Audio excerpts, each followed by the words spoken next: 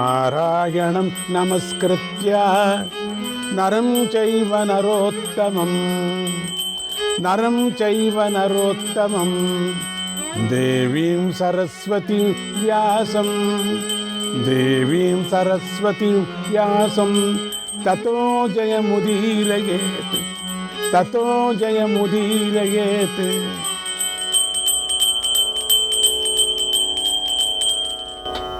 శ్రీ మహాగణపతే నమః.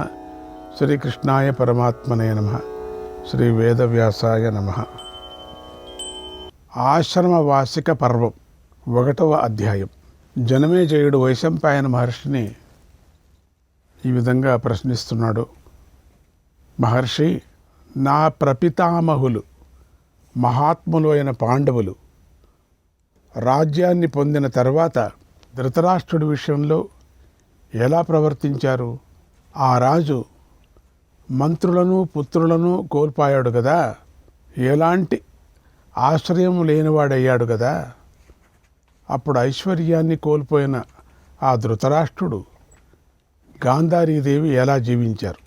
నా ముత్తాతలైన పాండవులు ఎంతకాలం రాజ్యంలో ఉన్నారు? నాకు ఈ విషయాలను వివరంగా చెప్పు అని అడిగాడు. వైశంపాయనుడు ఇలా చెప్తున్నాడు. జనమేజయ, మహాత్ములైన పాండవులు శత్రువులను సంహరించి రాజ్యాన్ని పొందారు. ధృతరాష్ట్రుణ్ణి పెద్ద దిక్కుగా ముందుంచుకొని రాజ్యపాలన చేశారు. అప్పుడు విదురుడు, సంజయుడు, యుయుత్సుడు ధృతరాష్ట్రుణ్ణి గౌరవించారు. ఆ ధృతరాష్ట్ర మహారాజుకే పాండవులు సకల కార్యాలను కూడా చెప్పారు. ఆయన సలహా తీసుకున్నారు. అలా వారు ఆయన అనుమతితో 15 సంవత్సరాలు పాలించారు. అప్పుడు పాండవులు ప్రతిరోజు ధృతరాష్ట్రుణ్ణి గౌరవించారు. పాండవులు ధర్మరాజుతో కలిసి ఆయన వద్దకు వెళ్ళి పాదాలకు నమస్కరించారు. ధృతరాష్ట్రుడు వారి శిరస్సులను ముద్దు పెట్టుకుంటూ ఉండేవాడు. అలా వారు ఆయన అనుమతి తీసుకొని అన్ని పనులు చేశారు. కుంతీదేవి కూడా గాంధారి చెప్పినట్లుగా నడుచుకునేది.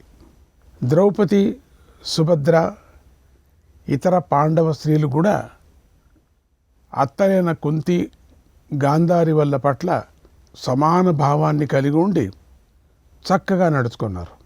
ధర్మరాజు విలువైన శయాలను, వస్త్రాలను, నగలను, రాజుకు సంబంధించిన సమస్త భక్ష్యాలను, భోజ్యాలను ముందుగా ధృతరాష్ట్రుడికే సమర్పించాడు. అదేవిధంగా కుంతి గాంధారిపై పూజ్య భావంతో ఆమెను సేవించింది. విదురుడు, సంజయుడు, యుయుత్సుడు పుత్రులను కోల్పోయిన ఆ వృద్ధరాజును ఎప్పుడూ కనిపెట్టుకొని ఉన్నారు. ద్రోణుడికి ప్రియమైన భావమరది కృపాచార్యుడు, ఆయన మహాత్ముడు. ఆయన ఆ ధృతరాష్ట్రుడి దగ్గరే ఉన్నాడు. వ్యాస మహర్షి మాత్రం ఎప్పుడు దేవతలకు, ఋషులకు, పితృలకు, రాక్షసులకు సంబంధించిన కథలను చెబుతూ ధృతరాష్ట్రుడి దగ్గరే ఉన్నాడు.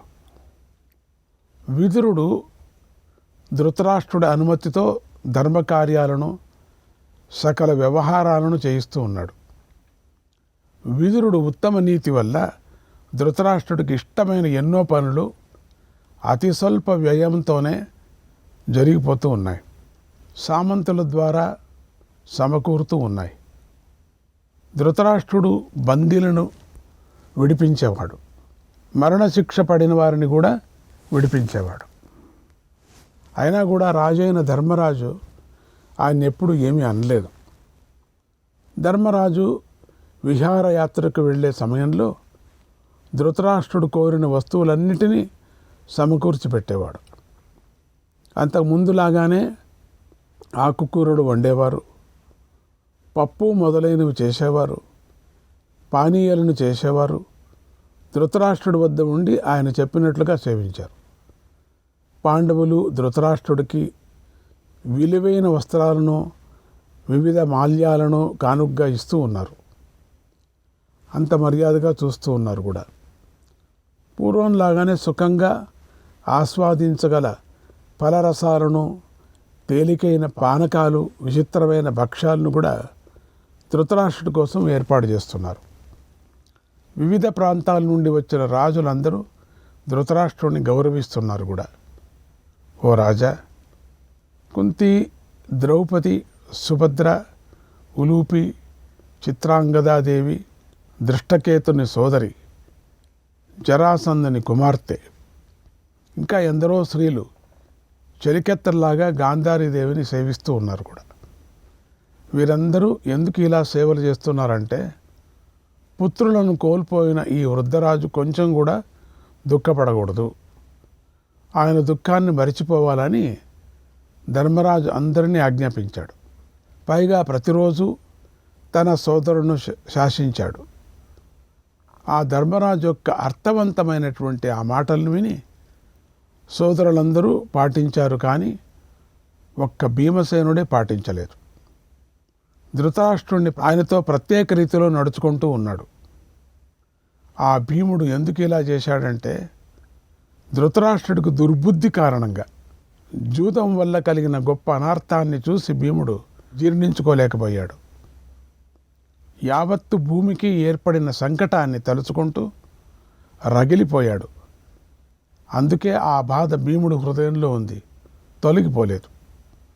దాంతో భీముడు అలా ప్రవర్తించాడు అన్నాడు వైశంపాయన మహర్షి. శ్రీకృష్ణాయ పరమాత్మనే నమః. భీముడు మాత్రం ఎంత పిలిచినా దగ్గరికి వెళ్ళలేదు. ఆయన తప్పించుకొనే తిరిగేవాడు. ఆయన ముఖం చూడటానికి ఇష్టపడేవాడు కాదు భీముడు. కానీ ధర్మరాజు ఎంత చెప్పినా కూడా అదొక్కటి నేను వినను, మిగతాదంతా వింటాను అనేవాడు.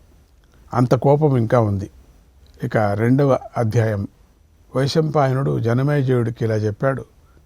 ఓ మహారాజా, వృద్ధరాజైన ధృతరాష్ట్రుడు పాండవుల చేత చక్కగా ఆదరించబడ్డాడు. పూర్వంలాగా ఋషుల చేత ఉపాసింపబడుతూ విహరించసాగాడు. ఆ మహారాజు విప్రులకు అగ్రహారాలను దానం చేశాడు. అందుకు ధర్మరాజు అంగీకరించాడు. తర్వాత ఒకనాడు ధర్మరాజు ఎంతో ఆనందంగా సోదరులు, అమాత్యులతో ఇలా అన్నాడు. ఓ శ్రేష్ఠులారా, మీరు కూడా ఈ ధృతరాష్ట్ర మహారాజును గౌరవించాలి. కనుక గౌరవిద్దాం. ధృతరాష్ట్రుడి మాట వినేవాడు, పాటించేవాడంటే నాకెంతో ఇష్టం. అతడు నాకు ఆత్మీయుడు. ఆయన మాట వినకుండా వేరుగా ప్రవర్తించేవాడు నాకు శత్రువు అవుతాడు. అతడు నేను తప్పకుండా దండిస్తాను. ఆయన ఆచరించే పితృతిథులు, పుత్రమిత్రుల శ్రాద్ధ కర్మల సమయంలో కోరుకున్నంత జరిగే తీరాలి. అలా అందరూ మీరు నడుచుకోవాలి అని ఆజ్ఞాపించాడు. ఆ తర్వాత ధృతరాష్ట్ర మహారాజు విప్రులకు వారి యోగ్యతను తగినట్లుగా అనేక దానాలను దానం చేశాడు. అప్పుడు ధర్మరాజు, భీముడు, అర్జునుడు, నకుల సహదేవులు ఆయన సహకరించారు. భీముడు మాత్రం అందరితో కలిసినప్పుడు బుద్ధిమంతుడుగానే ఉండేవాడు, భక్తుడుగానే ఉండేవాడు, నటన చేసేవాడు. ధృతరాష్ట్రుడు కూడా తన మాట వింటున్న వారిని శిష్యుల్లాగా చూశాడు. తనను సేవిస్తున్న వారిని గురువులాగా, తండ్రిలాగా స్వీకరించాడు. గాంధారి కూడా పుత్రుల కోసం పండితుల చేత వివిధ శ్రాద్ధ కర్మలను నిర్వహింపజేసింది కూడా. విప్రులు కోరిన దానాలన్నీ ఇచ్చి పుత్ర రుణం నుంచి విముక్తి పొందింది. ఇలా ధర్మరాజు సోదరులతో కలిసి ఆ ధృతరాష్ట్రుణ్ణి పూజించాడు, ఆనందపరిచారు. అలాగే ధృతరాష్ట్రుడు కూడా ధర్మరాజు మనస్సు కష్టపెట్టేలాగా ఎప్పుడూ ప్రవర్తించలేదు. అంటే సుఖంగానే ఉన్నాడు ఈ రాజు, అంత సౌకర్యం చేశారు. ఇలా పాండవుల సత్ప్రవర్తనతో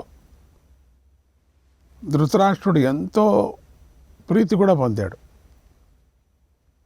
ఇక గాంధారి అనుకున్నాడా, ఆ పుత్ర శోకాన్ని అంతా విడిచిపెట్టేసింది. వీళ్ళ సేవలు చూసి అంతా విడిచిపెట్టేసింది. సొంత కొడుకుల మీద ఎంతటి ప్రేమను చూపించిందో అంతటి ప్రేమను పాండవుల మీద కూడా చూపించింది. ఓ మహారాజా, ధృతరాష్ట్రుడు కానీ గాంధారి కానీ ఏ పని చెప్పినా ధర్మరాజు కుదరదు, కాదు అనేవాడు కాదు. ఆ పని చిన్నదైనా పెద్దదైనా సరే తక్షణమే చేస్తూ ఉన్నాడు. అందుచేత ధృతరాష్ట్రుడు ధర్మరాజుపై ప్రేమను కలిగి ఉన్నాడు కూడా. బుద్ధిహీనుడైన తన కుమారుణ్ణి తలుచుకొని బాధపడ్డాడు. ప్రతి పనిలోనూ ధర్మరాజు దుర్యోధనుల ప్రవర్తనను గ్రహించాడు. అందుకే ప్రతి నిమిషంలోనూ ధర్మరాజును చూసి సంతోషించాడు, దుర్యోధనుడిని తలుచుకొని దుఃఖించాడు. ఇలా మంచి చెడుల మధ్య గల తేడాను బాగా గ్రహించాడు. ఇంతవరకు దీన్ని అనుభవించనే లేదు పాపం, ఇంత సుఖం. నిత్యము ఉదయమే లేచి ధృతరాష్ట్రుడు జపం చేసుకుంటూ గడిపాడు. పాండుపుత్రులకు యుద్ధాలలో విజయం కలగాలని కోరుకుంటూ జీవించాడు. విప్రుల చేత శుభం పలికించి అగ్నిహోత్రం చేస్తూ ఉన్నాడు. పాండవుల ఆయస్సు వర్ధిల్లాలని ఆశిస్తూ ఉన్నాడు. పాండుపుత్రుల ద్వారా తాను నిత్యము పొందుతున్న ప్రీతిని ఆయన గతంలో తన కుమారుల ద్వారా పొందలేకపోయాడు. ఓ రాజా, ధృతరాష్ట్రుడు, గాంధారి, విదురుడు కూడా ఆ ధర్మరాజు ధైర్యానికి, పవిత్రతకు ఎంతో ఆనందించారు.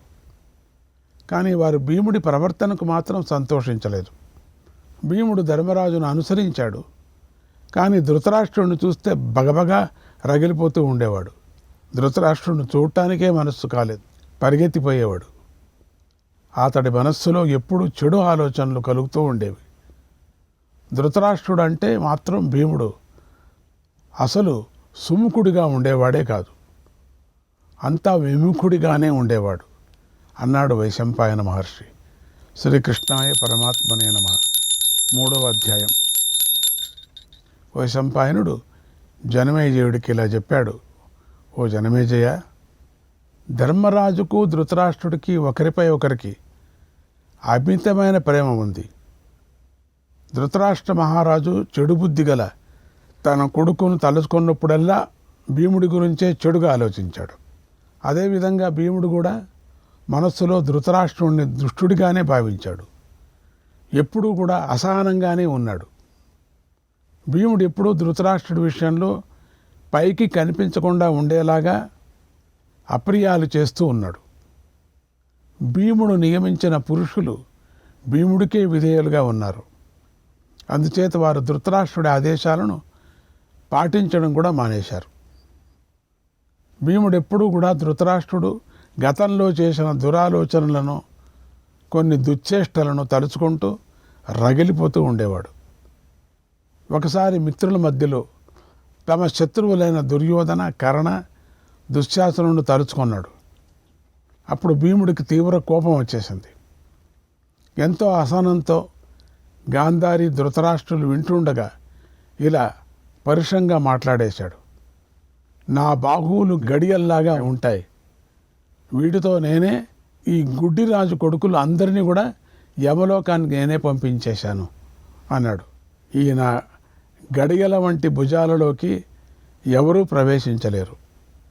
మూర్ఖంగా ప్రవర్తిస్తూ ఈ ధృతరాష్ట్రుడి కొడుకులు వీటిలోనికి ప్రవేశించి నాశమైపోయారు.